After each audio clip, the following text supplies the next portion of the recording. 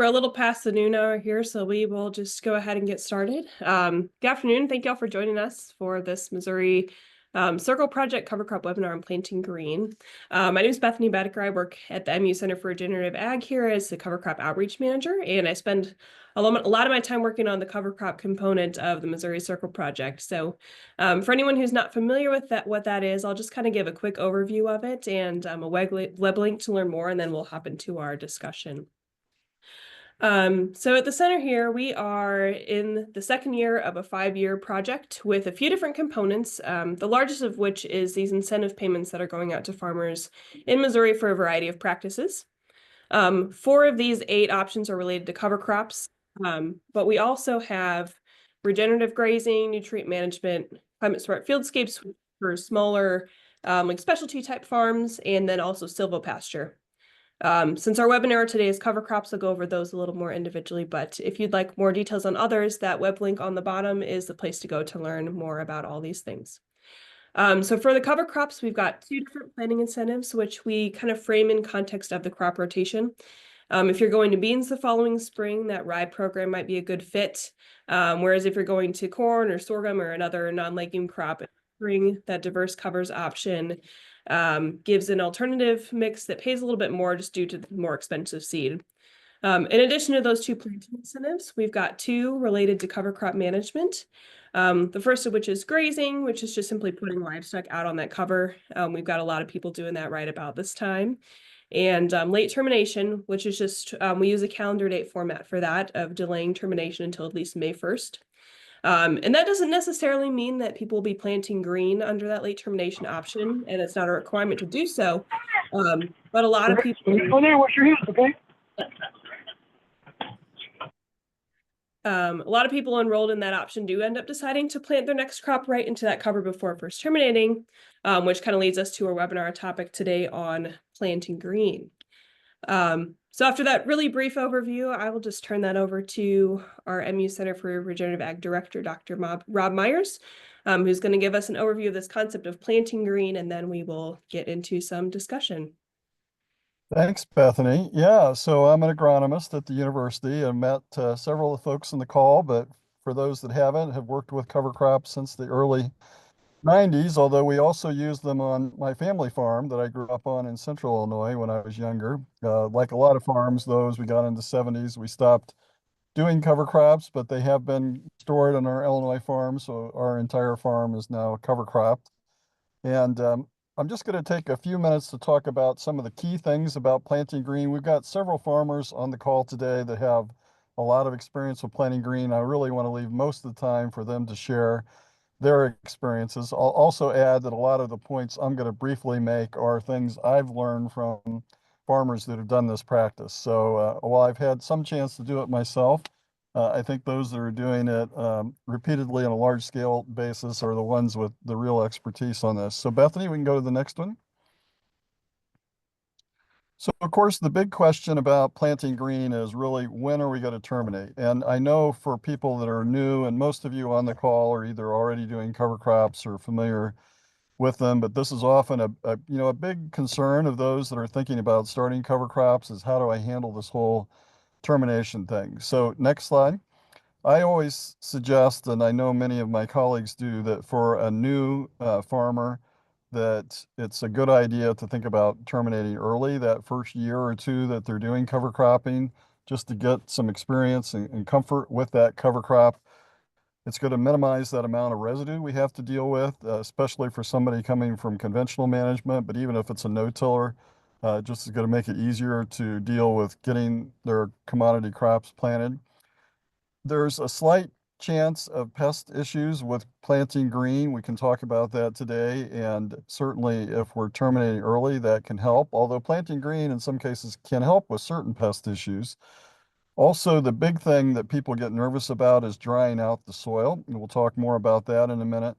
And then, just again, a little bit of a comfort. The one caution I would have, and I've heard a lot of farmers relate this experience, is you either really want to terminate pretty early, when that cover crop is just getting going. We want it days that are warm enough to have the cover crop actively growing for our herbicide to work.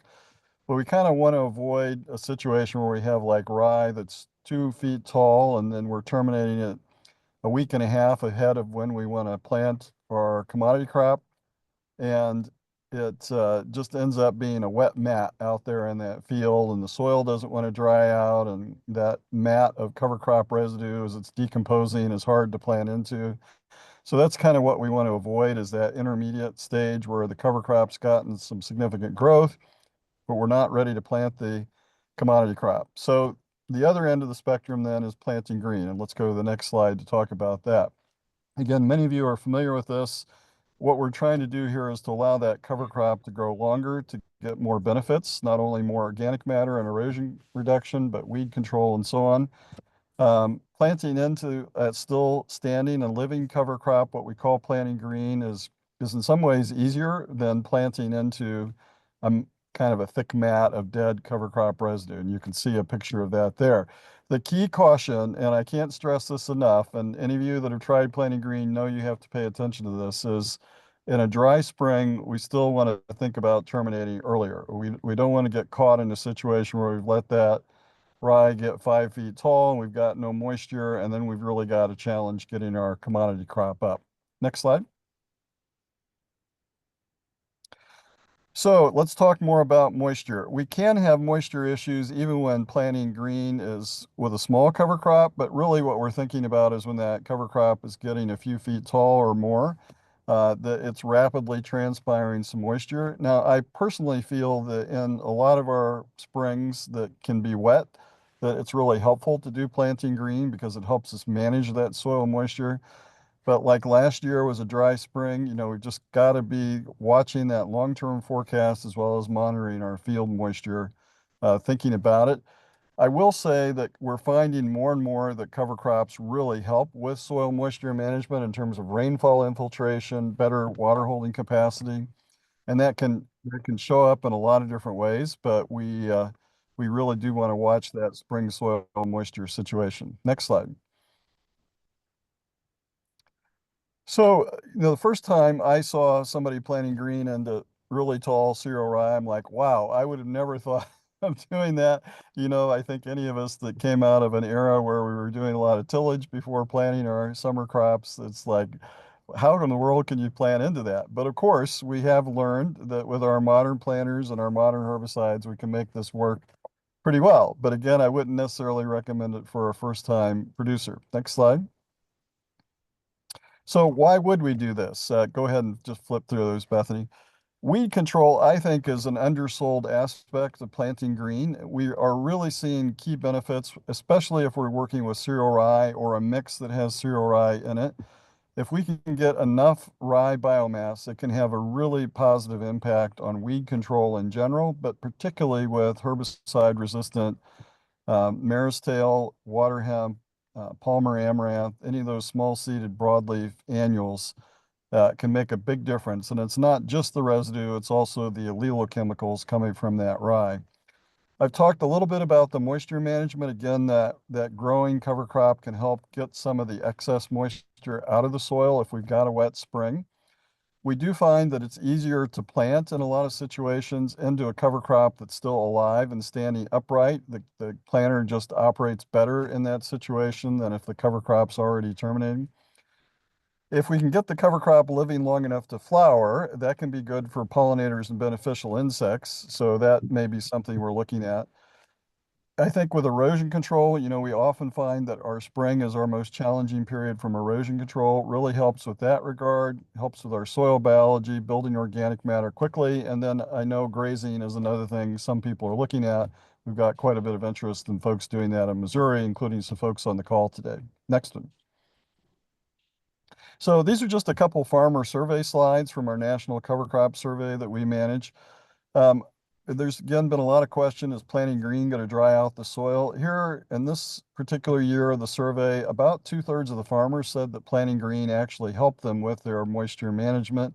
Only 7% said it was drying out the soil too much. Now, I will add that was after the really wet spring of 2019 when we did the survey, so that was probably skewing the responses a little bit, but I just talking to a lot of farmers, I know that many feel as long as they're paying attention to what's going on with the weather, they feel like it can be a tool to help manage that moisture. Next.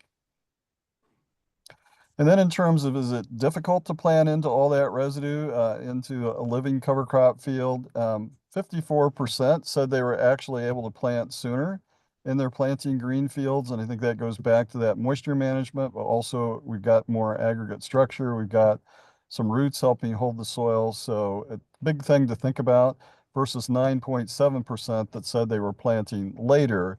Now, I will stress that you certainly can end up with situations where you do end up planting later when you're planting green, but the majority of cases you can see a 5-to-1 ratio. They're planting earlier versus later, and then about 36% said it was about the same. Next.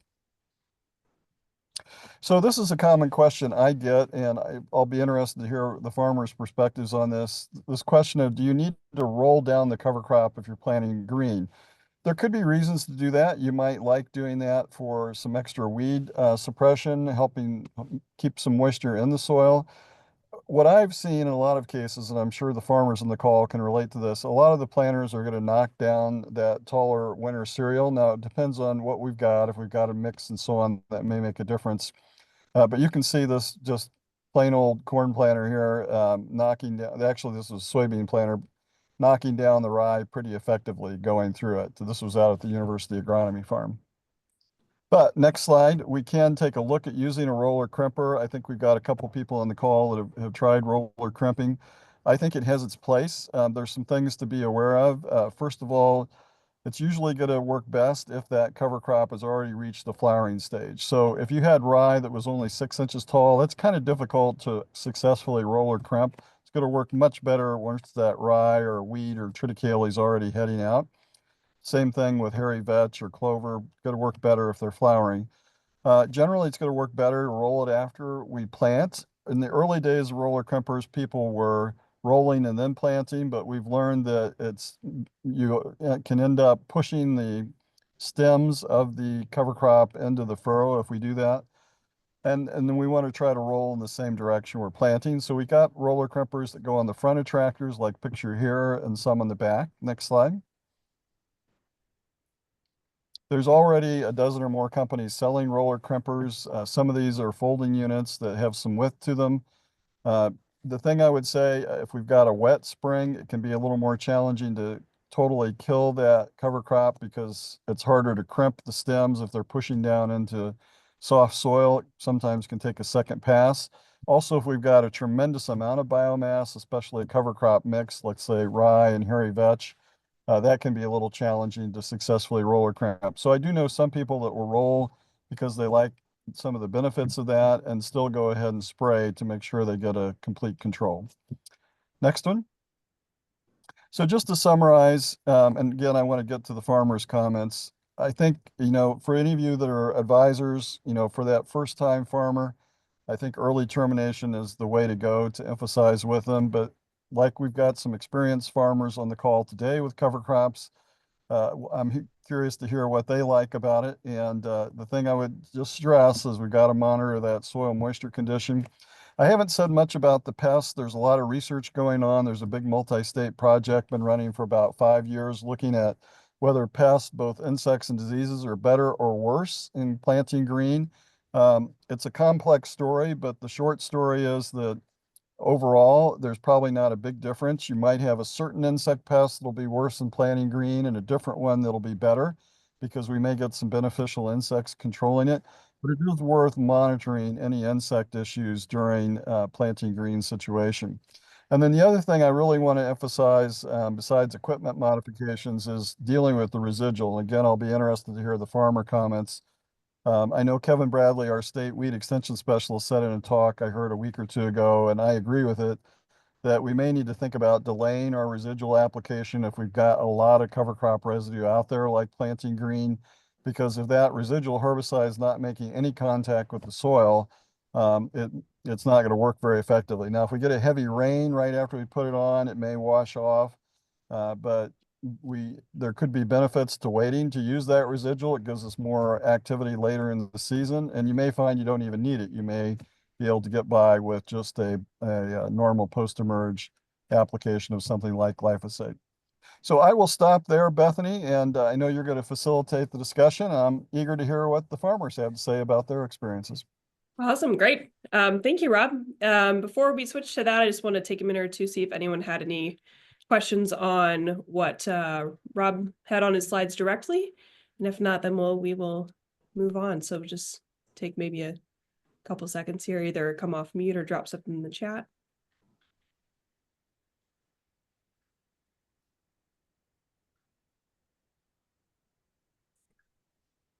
I think they're ready to hear from the farmers. So, All right.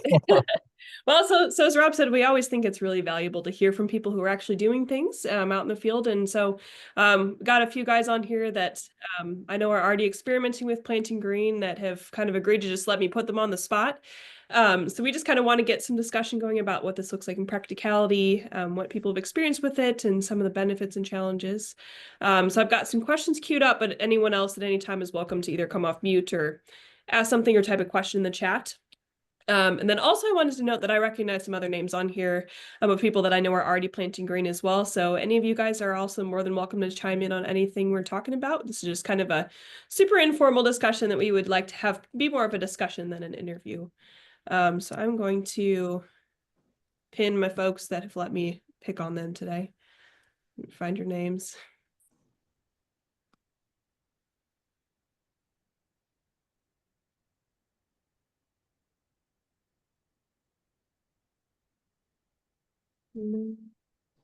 Looking for Aaron. Aaron might have had a drop off.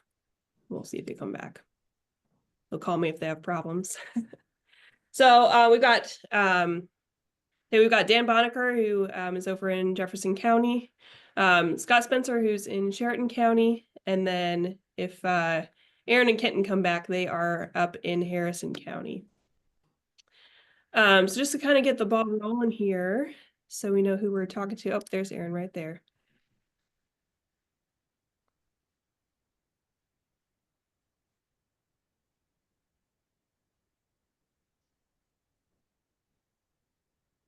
All right. There you guys are. We lost you guys for a minute, but you're back. Okay. I just Our mentioned laptop died on us. Oh, I thought I had it plugged in, but I guess I didn't have the right stuff. But we're back going. Okay, perfect. So before, just to get started, we'll just kind of start us pretty open-ended. Wonder if each of you could let us know maybe how long you've been doing cover crops and at what point you started getting brave and advancing that into planting green. We'll start with Dan. Yeah, hi. Been doing no-till since '83, cover crops since 12, and planting green almost since the beginning of the cover crop journey, at least with soybeans, and then in recent years planting corn green in the covers, especially when timing allows for that. Great. Scott, you want to go next? Yeah. Well, I've been on my own since 2000, I guess. But my dad was a real good person to intervene with the new stuff, just because he lived through the hard times of farming and had to figure out what would pay the bills. Gosh, I remember whenever Roundup first came out, and Dad planted into covers into standing clover. Gosh, that was 19. I graduated in high school in 91, so it was probably about 92, 93 maybe. He no-tilled into that standing clover and had one of the best crops, but of course it was on the back 80 where 2 miles away where no one could see. Been no-tilling pretty much ever since. Just gotten a little bit braver and braver. The last 10, 15 years, gotten real brave, and anywhere from buying farms that have been in CRP to cow pasture farms and leaving the fence up and converting them over to row crop and turning cows out there where we got the fence. Pretty much will farm anything with, I hate terraces, and I don't think there's any need in terraces. So I think with the proper management, I think the NRCS could do away with a lot of the terrace money going out there. But anyway,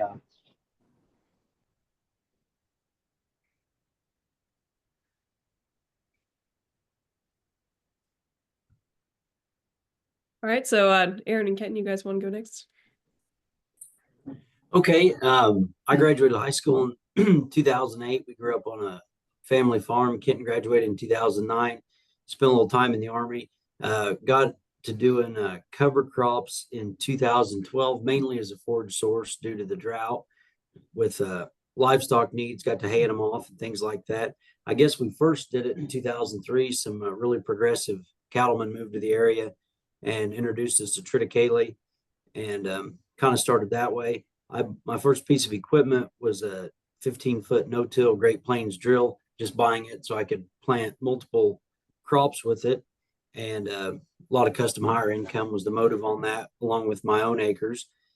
And then went to college, understood the soil health side of it, kind of took a big turn backwards, got to buying all sorts of tillage tools and high horsepower and doing all that, and totally went the wrong way for a while. And then it took by our own mistakes to see what we had once started and abandoned. We were convinced we couldn't afford to spend $20 to $40 an acre on a terminated crop. And it eventually came back around to it. My brother Kenton here, he works for the Soil and Water. He became aware of different programs, got us involved there. And when the connection started hitting, it hit us hard, and we got to doing just as much progressive things, trying different things, going against whatever my cereal grain seed guy told me. You know, I was wanting to incorporate crimson clover, and he was saying, oh, that won't work. You know, it's a waste of money. And just eventually started doing it on our own. And we've done as many as 9 species mixes, and we'll plant off season, just experiment in any way we can. And we're right at the point now where we're trying to incorporate livestock on it for the soil health side. And going that way, we try to grow our own cereal grains just to cut the cost, do some wheat, and we'll buy some rye, things like that. And when we first really got to running with planting green about 3 years ago, we don't have any fancy planters. Our planters are 25 to 40 years old. And last year I had to start using a full auto steer system, and I got incorporated in it probably as cheap as I think I could. I went with the John Deere side just due to the panel of farmers that could talk me through it and service of it.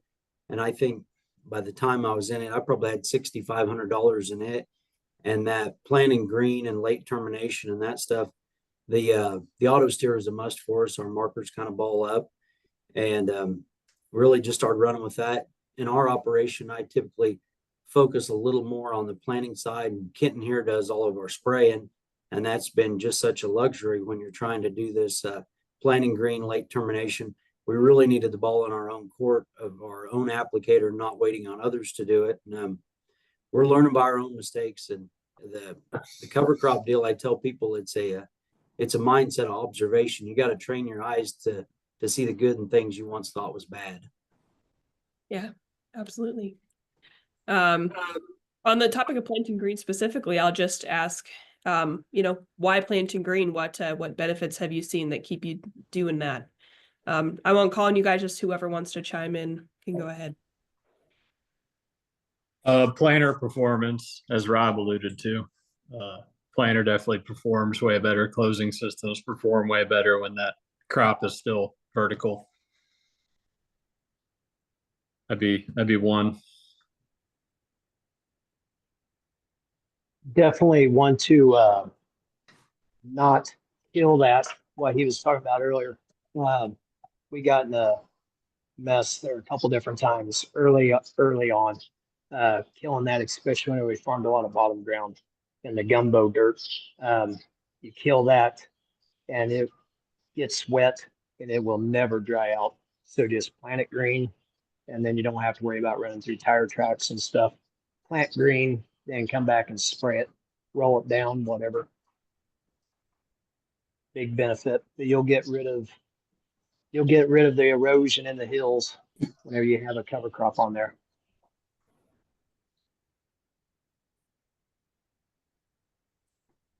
I see a big advantage of planting green with weed control. We can delay the first pass of herbicide on that field sometimes up to a month after planting, with soybeans in particular. You know, we had quite a mare's tail problem on one farm that we've had rented it for 50 years.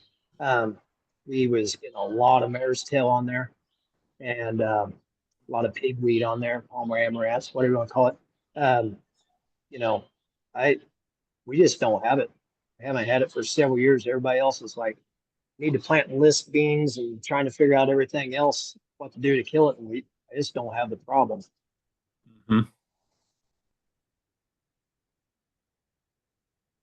We more or less did it by accident. We've been talking about planting green, and the way the weather was one spring, we this one field we planted corn into cover crop, primarily cereal rye, and the field we planted right before that field was on soybean stubble and without a cover crop, and we hadn't gotten on, and we planted that field. They were planted one day after the next.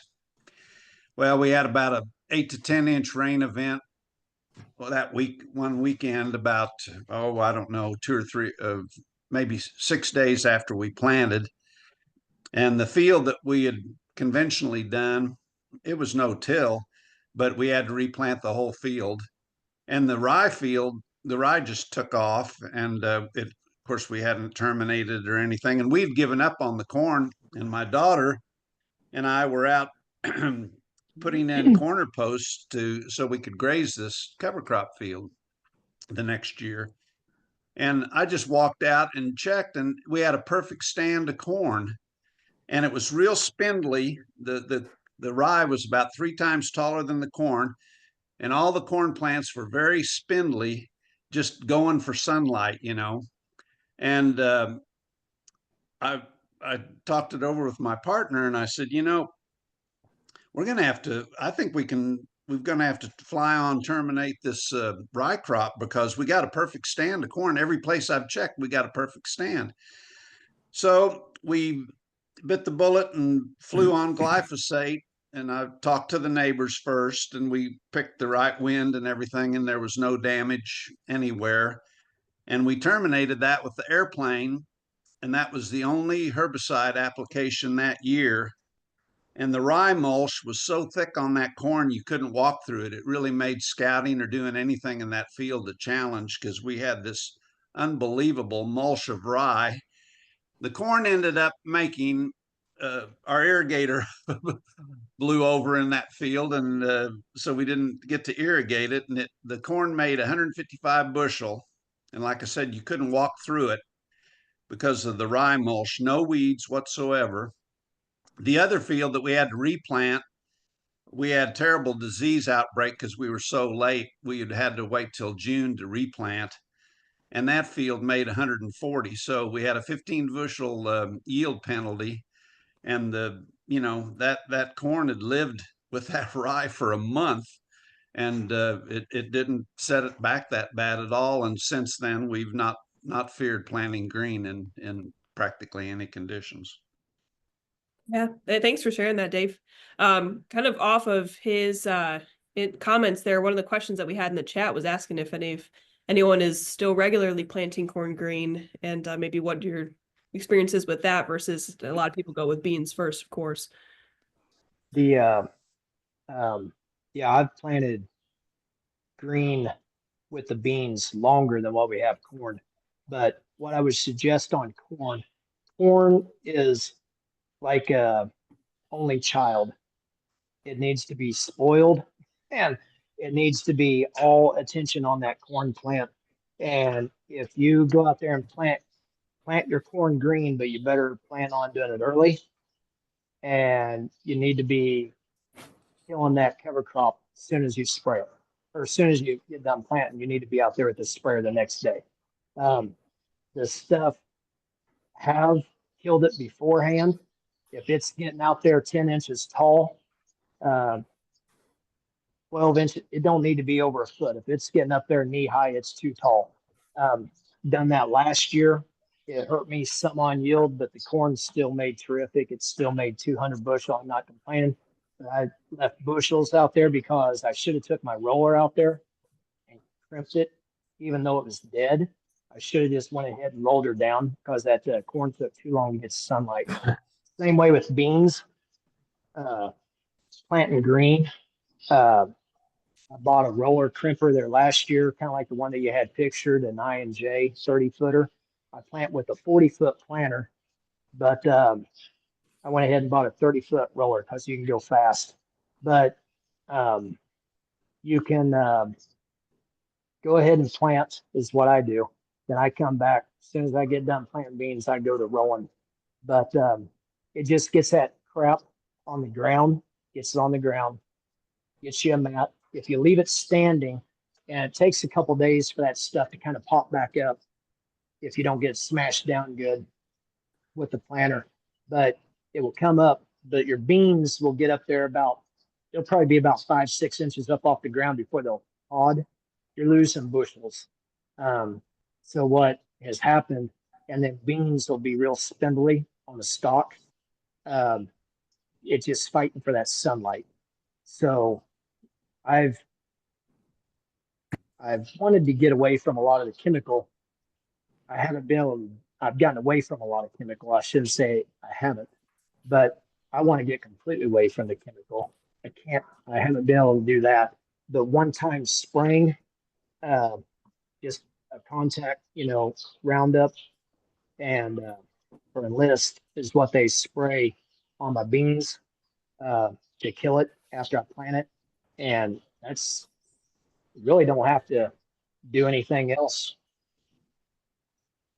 But rolling that cover crop and getting it down to where your beans will get that sunlight, or your corn, really helps out on yield.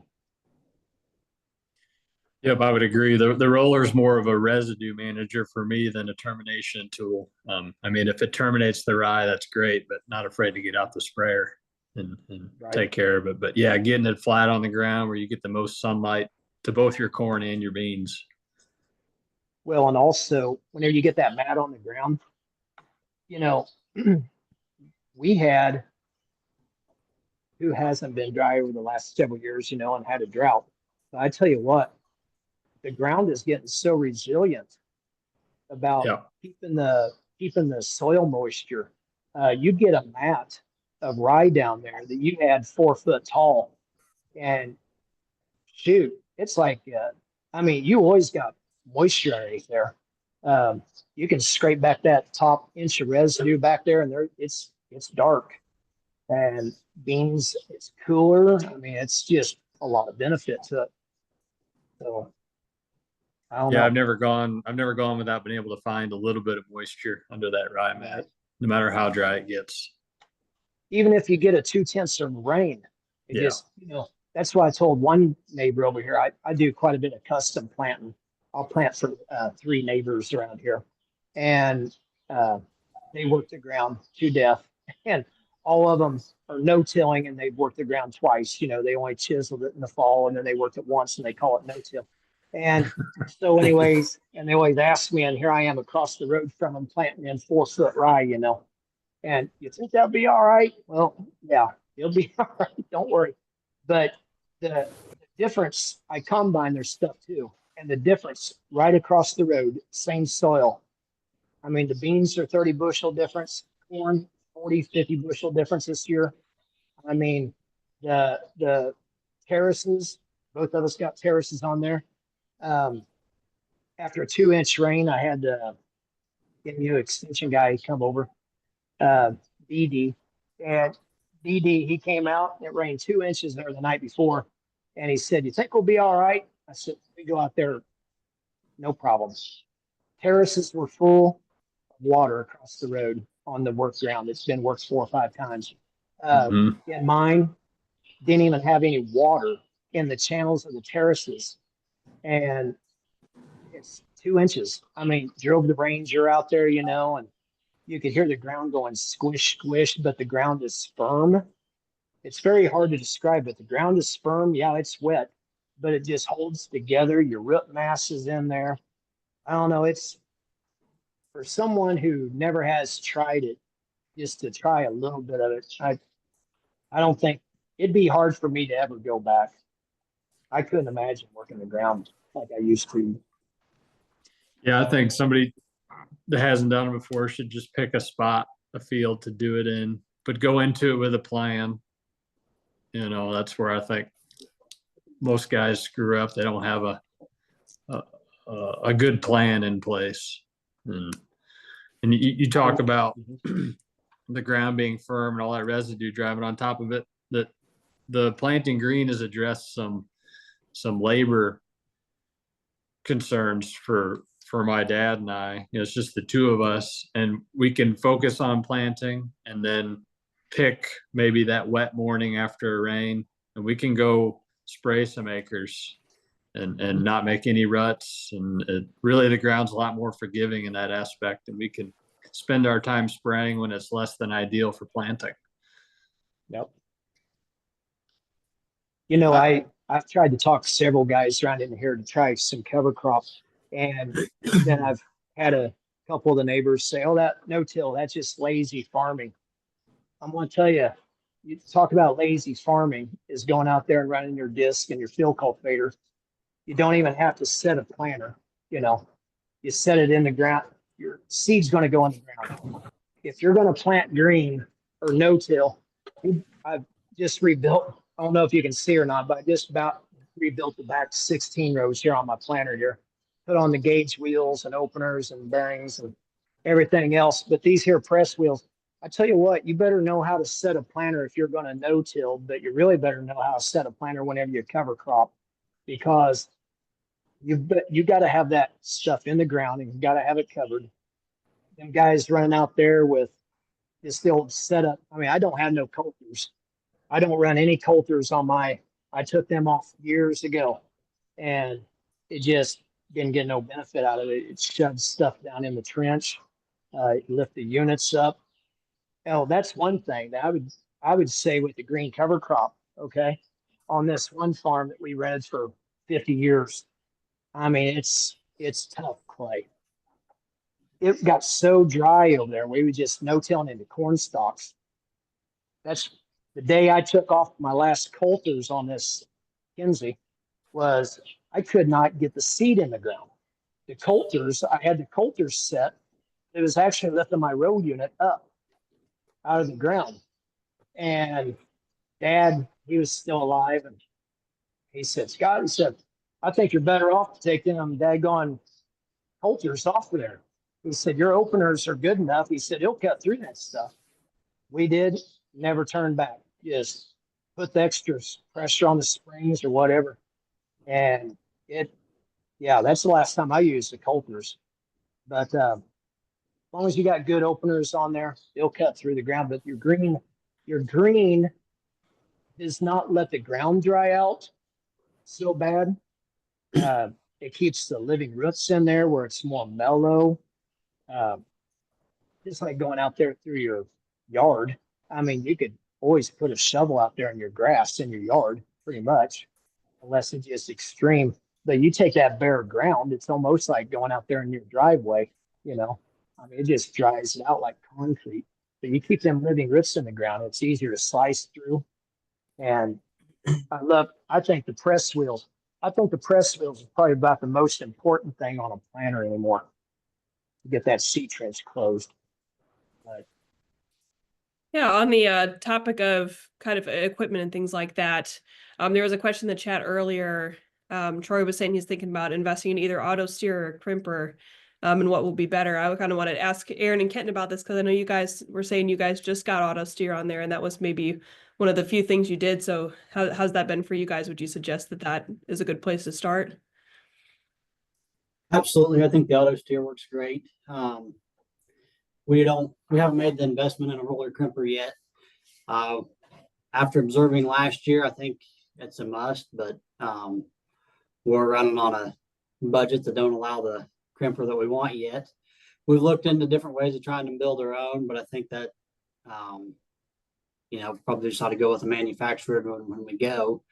We both have jobs during the day, time efficiency is everything for us too. So we want to go with one we can cover a lot of ground when we do it. So I don't have the answer as far as whether the roller crimper be better for the or the auto steer. But one thing I really like about the auto steer is one, you don't have to see your planter marker, but two, we got to see in a lot of troubles with our planter markers. If we got them heavy enough to cut through it, we was cutting a good trench and figuring out we was causing erosion too.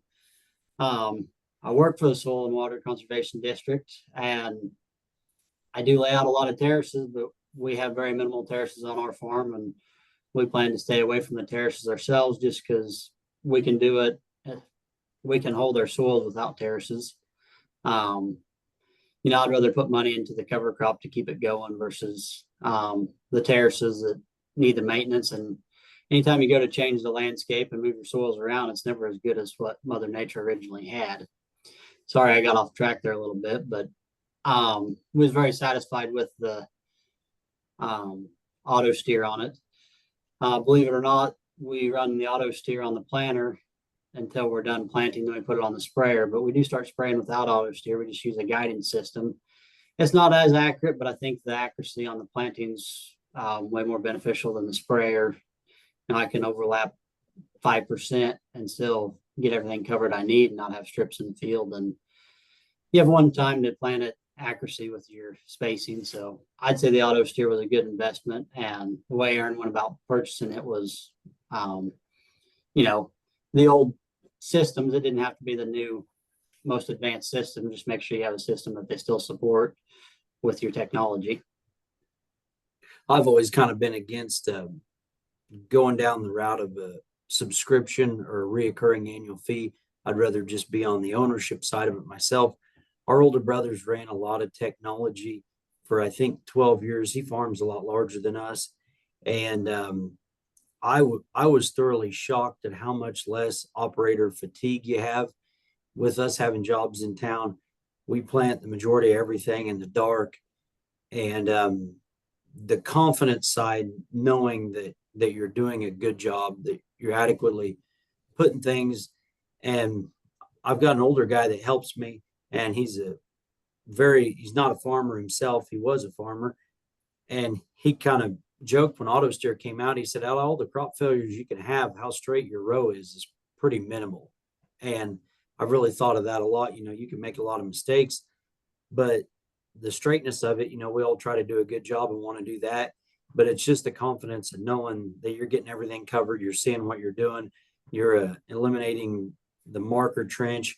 We'd see that, you know, of course, on our turn rows, you know, going up and down the hills and things like that. And one thing I really helps in that aspect too, I try to plant the cover crops with a drill, which we try to chase the combine, literally be in the field a couple days after the combine, or even in the field the same time, which is all pending with scheduling and stuff. We don't have any grain bins. We have to haul all of our grain to town. You get set in grain lines, but I try to plant the cover crop a different angle than I would plant my cash crop, just so you can see a little bit of your variances and know a little bit where you're at if you are blessed with visibility. But that auto steer, I should have been doing it a long time ago. Out of all the mistakes and purchases we went with over the years with different tillage tools, we should have jumped in a sprayer and an auto steer system first thing, I feel. I could see where you're coming from whenever you got a town job and have to do everything, you know, whenever you get home. Because whenever you're starting, you know, you're not too long before you got to turn on the lights, you know. I could definitely see where the auto steer. One thing is to consider though, I think it seriously added at least 5 bushel an acre to the bean crop using a roller crimper, because it just gets them potted down earlier or down lower, and just the health of it and everything else. It does help a lot with. Since I've been using the roller, I really haven't had to post any spray coming back after the beans get up. After I kill that, after I have call co-op and have them spray, I don't have to have them come back. I mean, I don't worry, and I don't have any Palmer amaranth out there, mare's tail. My wife was pretty mad at me for buying a 30-foot roller, a toy that she called it, for $20,000. You know, I think, you know, you get a couple hundred acres of beans and you're making 5 bushel an acre, you know, extra, and you're saving on your chemical pass. It's saved me that much in chemical, you know. Do you use any guidance on your roller crimper? Or are you able to see good enough? No, I it's, you know, it's pretty simple. I mean, I run the tractor fast, and any one of the boys can do it. I drive a lot faster than my sons, but I just, no, hammer down and go fast. As soon as I get that planter parked, I get up, already got the roller hooked up to another tractor and going. The beans have even been coming up before and rolling them. I haven't seen no benefit of, you know, up north. They roll the beans anyways. Of course, that's a smooth roller, but I haven't seen no disadvantage. Put it that way. I mean, it does a lot better. You know, before I rolled it, I'll put it this way: before I rolled it, and I think Dan was kind of alluding to that.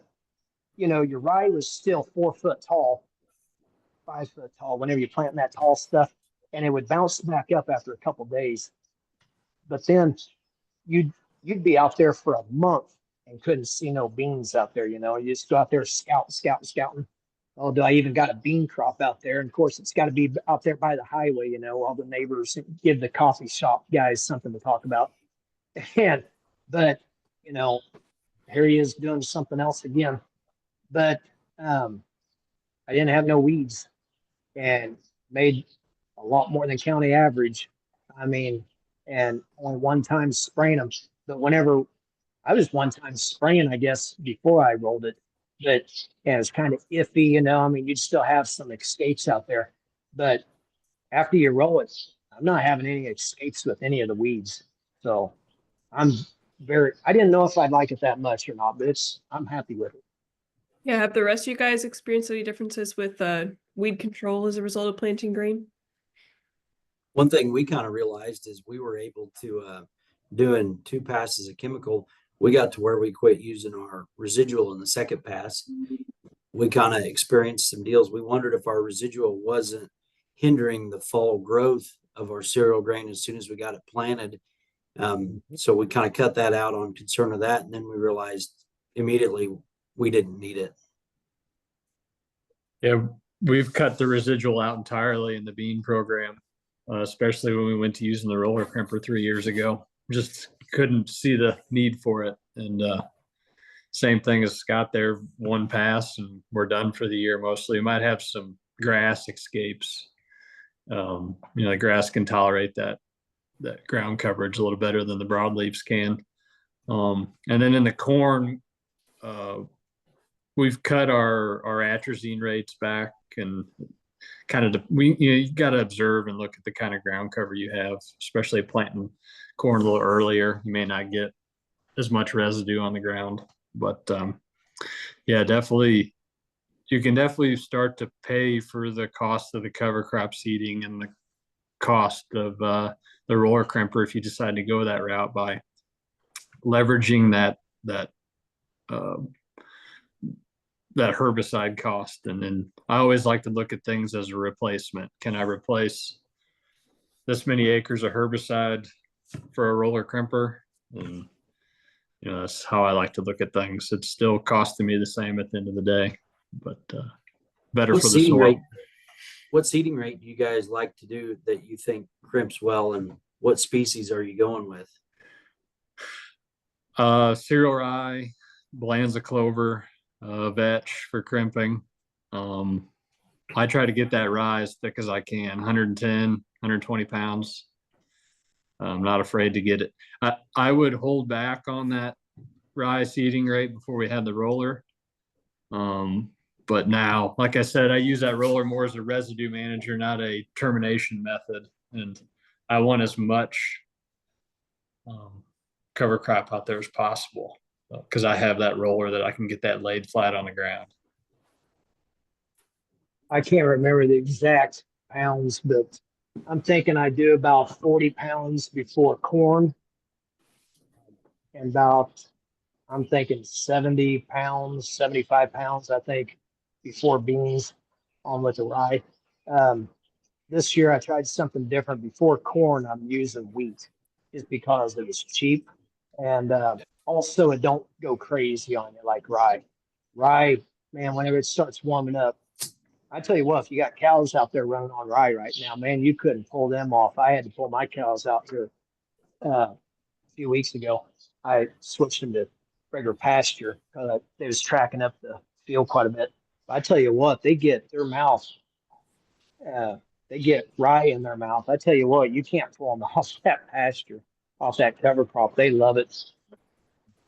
But yeah, I do about 70, 75 pounds, I think, before beans. So like my theory is before corn, like I said, it's a spoiled brat where it don't like any competition. If you're going for yield, uh, I leave it thinner just because it can get that daylight. And like I said, I screwed up last year. I should have went ahead and rolled it down, but I didn't. I kicked myself in the butt, but still made awful good. So I'm not going to complain too much about it. We had a question come in as well about back to planting corn again. Joe wanted to know what the preferred application method is for that initial nitrogen application is. I know a lot of people like running nitrogen on their planter if they're going to corn. Are any of you guys doing that or something different? I'm getting 20 to 30 units of N out there with DAP dry spread. When are you doing that? I'll do that as early as a month ahead of planting corn. That's a pretty stable form of N, and I mean it depends on the farm where if I'm trying to build some phosphorus levels or not. But that's been in recent years. We've had fertilizer on the planter before, took it off. I don't know. I may go back to that again, but for right now, just dry spreading. And if I don't need to build phosphorus levels, I can just throw a real low rate of urea out there, AMS. I like using AMS early on too. That's a real stable form of N. I never have had fertilizer on my planter. And I've always threatened to throw some nitrogen out there. I never have. I'm still trying to get away from anhydrous ammonia, but trying to find ammonium nitrate. Not everybody carries it, having trouble getting it. It's so risky, and the elevators don't like to run it. One thing I'd like to point out also, we just got another half-inch rain there yesterday, but winds blowing 30 mile an hour. It's going to dry her out pretty good today. We've been pretty wet right through here, but I need to get my corn stalk ground smoothed up after all the cows ran out there on it. And thing that I do to that, I had one guy say, "Oh, you're working ground." Well, I run a Phillips Hera. I borrow a Phillips Hera from a neighbor. He don't charge me much because I plant his corn for him, silage corn. But that thing will work probably about the top half-inch, just enough to throw something in them cow tracks. And I don't even work all of it, just very little bit. But that rye is growing right now good, where I need to get that done before this weekend, I'm going to think, before all the rain comes again. I'll be pushing it. But anyways, them holes out there will hurt you more than anything, not smooth back up. But other than that, if I didn't have the cows run out there, it'd be real good. But I like the cows benefit though too. They're my four-legged fertilizer machines. And it trumps that stuff on in the ground, and it outweighs the pros outweigh the cons, definitely, with the cattle. We had a question in the chat about asking if anyone has experimented with crimson clover or other legumes ahead of corn instead of rye, and what your experience was. I know, Aaron, you said you guys really like the clover. Yeah, one thing that really excited me about incorporating clover was the nitrogen fixation and the amount of seeds you get per pound. I've ran as high as 7 pounds per acre. Unfortunately, with early planted corn and growing season and things like that, I don't really think we get close to capturing the amount of nitrogen that we could, but I'm going to continue to do it, just little gains here and there. I really like the root system of clover too. And part of it will winter kill. I've seen it, as few as in a row, you might only see a plant every 20 foot, depending what all happened and with germ and winter survival. And we've really struggled the past 4 years with these dry falls we've had. They've been awesome for harvesting and awesome for planting cover crops. And I've said that they've been the easiest falls to plant cover crops, but the hardest to get them to grow, just our lack of soil moisture. I'm using a minimal tillage drill. And I really think if I went back to a full no-till drill with the coulters, I'd be getting the seed a little deeper. Mine runs off hydraulic down pressure, and I'm not quite getting the emergence that I once had. And I really think that's related to the success of the clover and just the timeline of trying to get things up in the fall. Because I see it, our early planted cover crops, we chop corn silage and we'll plant them, around Labor Day. And then our corn and soybean harvest, we might get a day or two the tail end of September, but I'd say the 10th of October, we're usually running full steam. And just that 3 weeks to a month is night and day difference on the growth in the fall and in the spring. May I ask, how deep are you having? You're saying you're having trouble establishing your cover, and are you putting that on with your drill? If Yep. so, how deep are you putting it? I run a John Deere 455 drill. It's a Mhm. double disc opener, and I replace the openers very frequently. It's got a lot of good aspects in it, that drill itself, but I've read several deals and it's truly made as a minimal tillage deal. I'll run the down pressure as heavy as I can. And at times, we can only get a half-inch depth. That's plenty for clover. Yeah. Gotcha. I think the struggles I've had with it is I haven't had moisture at that level in these dry falls. Well, and I didn't mean to interrupt you. My dad we always had a lot of cattle. But the clover, we learned years ago you can get clover too deep. Anything over a 1/4 inch deep even. Oh, really? Yeah. Clover can go way too deep. Clover will stay in the ground for up to 7 years. But it will it's kind of like on my cow pastures. I didn't even put clover out there. Well, years ago, whenever fertilizer was high, that's how I fertilized my pasture, just by diversifying crop clover out there and make my nitrogen. But anyways, frost seeding clover, go out there and frost seed it right on top of the ground in the snow, and that snow will take it in deep enough. So might be something to check on. You might be getting your clover too deep. That's definitely an issue. We've tried that with drills. We don't do any blends anymore. If we're using a drill, we put it through the legume box and sprinkle it on top. we're flying on everything now. We try and graze every acre of cover crops, and to get any kind of growth in the fall, we fly on. And the healthier the soil gets, the better it works. I'm saving on poundage. I'm going about 60 to 65 pounds total with 2 or 3 cereals, a couple of legumes, and a couple of brassicas. And that added growth time, we usually go around the 25th to the 27th of August.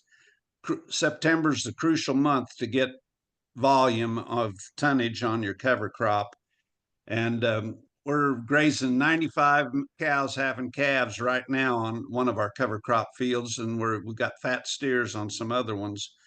And we wouldn't have the growth to do anything if we'd have waited to drill. And this was the worst fall in our history as far as waiting for rain to germinate the cover crops. All the commotion of picking corn, I've quit flying on beans simply because it gets too late down here. I'm in South Missouri, but on corn, all that dumping on the go, grain carts and everything, we've never had any trouble with getting germination on our fields. And like I say, the healthier the soil gets, the better it works. And that extra month of growth is just phenomenal. What it means, as far as the getting the good out of your cover crop seed. Yeah, Dan, have you been trying to do some stuff with some legumes lately? Yeah, I'm a big fan of the crimson and the Balanza clovers. It goes on everything, whether a head of corn or a head of beans.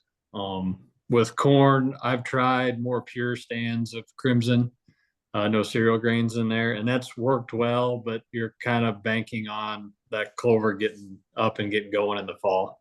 So you might not have as much ground cover as you want. So my current program's 25 pounds of just bin run wheat and 3 pounds of crimson and 2 pounds of Balanza, and that would be a head of corn planted after soybean harvest. Yeah, I think it does a good job, and I like having the blend of both crimson and Balanza, because when one does pretty poorly, the other one will do well, and you don't put all your eggs in one basket. The Balanza seems to tolerate wetter ground better than the crimson, and vice versa. The crimson really thrives in a little drier season, from what I've found. Great. Well, we're kind of losing some people, I think, because we're at the end of our hour here. So I just wanted to throw out one last question for you guys of just if you've got someone on here that's maybe wanting to get a little brave and start doing some scary stuff like planting green, what would you suggest to them as a place to get started?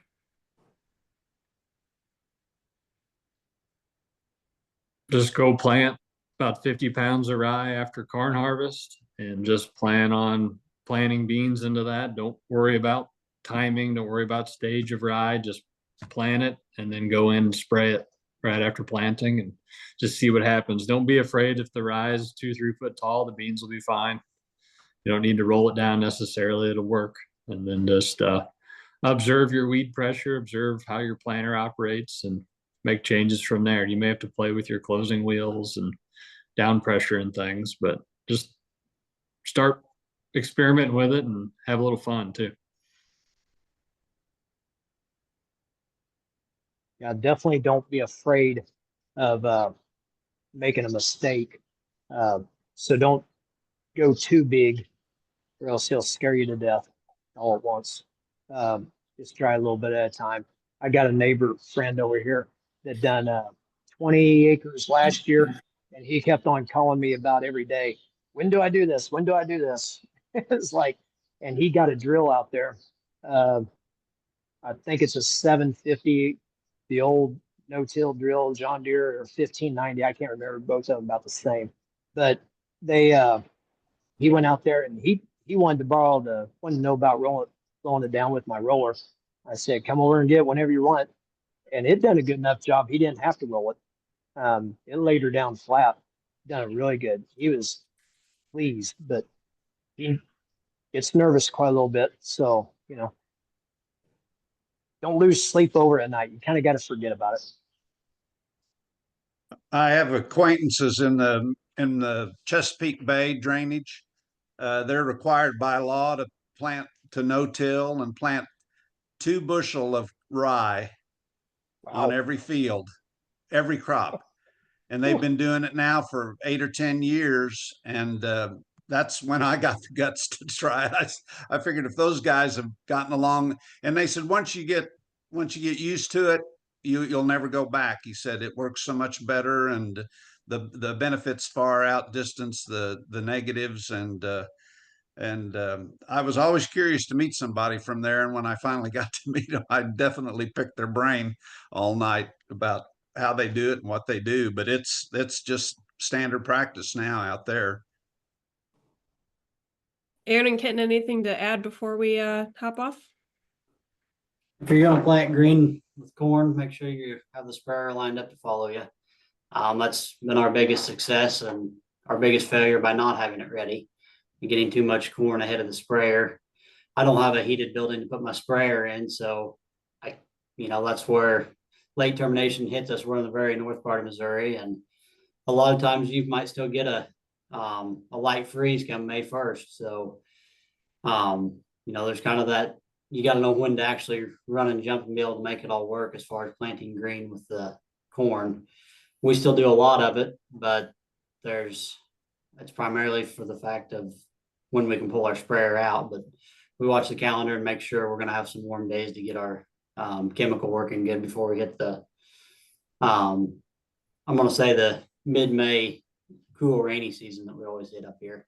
like May 10th to the 20th, we hardly ever do anything because it's raining and it turns off 50 degrees. So we want to have it killed by then, but you know, at the same time, we don't hit our quick growth on our rye as quick as they do in the south because, you know, it just, we're a month behind in south part of Missouri. So May's a challenging month for us. There's a very large farmer in the area that farms about 30,000 acres. He records a lot of his own data himself, and he's been farming since the early 70s. And he told me that every year he writes down when he can plant. And he said historically he has more days in March he can plant than May. May's just the most challenging month for us. It seems like we used to plant a lot later. We weren't as proactive. We're pretty heavy in livestock, and we were just kind of delayed in a lot of areas. And we learned the earlier you get the crops in, the earlier you get them out, and then you can get your cover crop on and really pushing towards that. But there used to be it seems like we always have a 5 to 15 day where nothing is planted in May. And used to, we didn't really start till after that window. And usually there'd be about 10 days beforehand. And the past 3 years, we've been in that 10-day window, and we see large gains by doing so. And that kind of overlays with the termination and stuff. We terminated some corn a little bit late chemically, or terminated wheat on our corn ground, and it set in and was cloudy for 5 days. And our herbicide didn't work like it did, and the crop got away from us. So anyone wanting to start, I think soybeans are the way more forgiving, and get a couple seasons or a good advisory panel under your belt before you try to do it with the corn. As Scott mentioned several times, corn's kind of a brat.